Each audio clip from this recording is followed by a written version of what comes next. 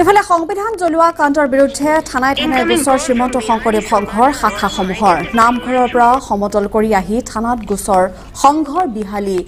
আঞ্চলিক শাখাৰ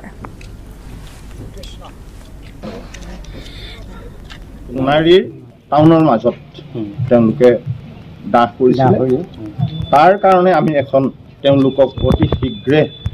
আইনগতভাৱে ব্যৱস্থা ল'ব বুলি ভাবি আমি আজি এখন এজাহাৰ আপোনাক আমি সেই দলটোকহে অতি শীঘ্ৰে গ্ৰেপ্তাৰ কৰি আইনগতভাৱে তেওঁলোক মুকলি আকাশত নহয় তেওঁলোকে লাকাপৰ ভিতৰত থকাহে যোগ্য তাৰমানে তেওঁলোক যদি এইদৰে